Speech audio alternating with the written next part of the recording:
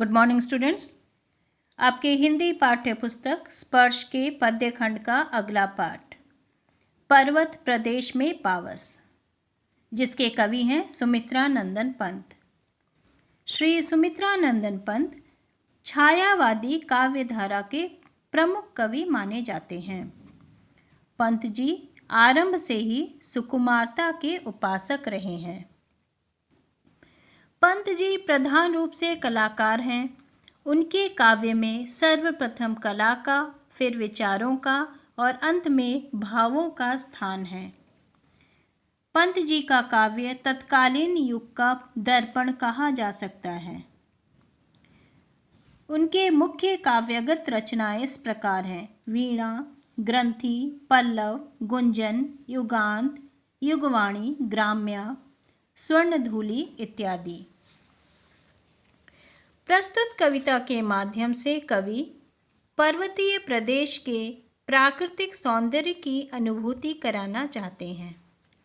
पर्वतीय प्रदेश में वर्षा ऋतु का अद्भुत संयोग और पल पल परिवर्तित जादुई दृश्यों को उत्पन्न करता है।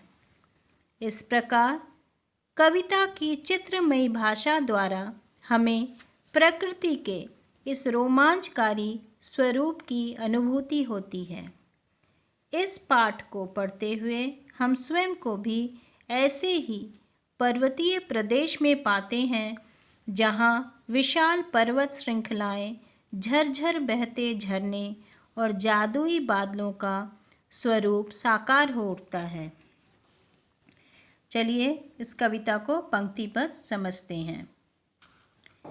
पावस ऋतु थी पर्वत प्रदेश, पल पल परिवर्तित प्रकृति वेश। मेखलाकार पर्वत अपार, अपने सहस्र दृग सुमन फाड़। अवलोक रहा है बार बार, नीचे जल में निज महाकार। जिसके चरणों में पलाताल, दर्पण सा फैला है विशाल। इन पंक्तियों में सुमित्रा नंदन पंत जी कहना चाहते हैं कि वर्षा ऋतु के समय पर्वतीय प्रदेश में होने वाले परिवर्तन बहुत ही सुंदर और सुखद प्रतीत होते हैं।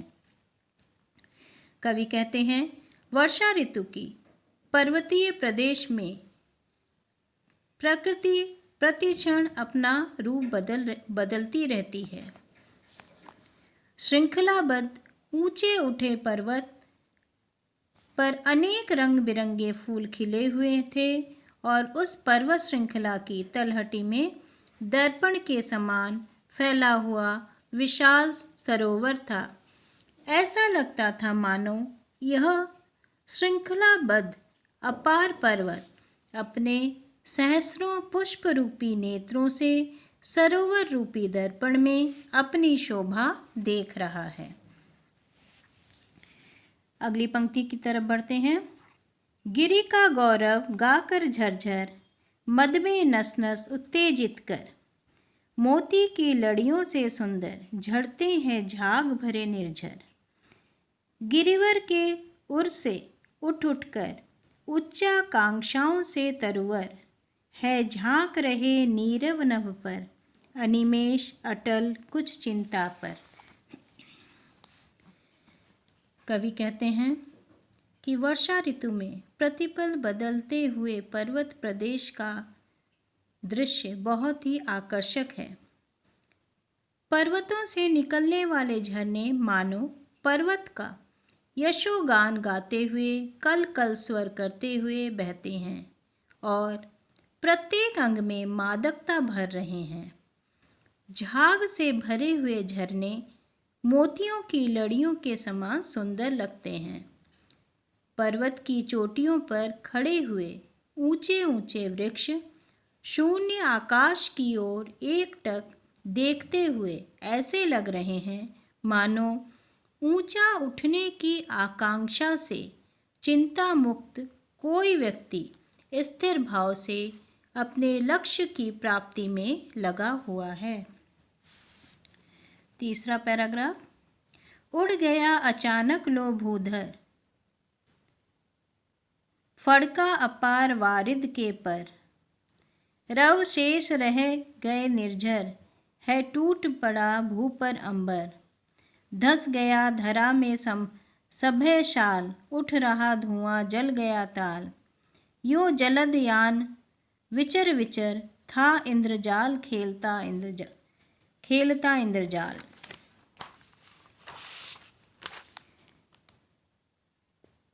प्रस्तुत पंक्तियों में कवि वर्षा ऋतु के बदलते हुए दृश्यों की सुंदरता का वर्णन कर रहे हैं।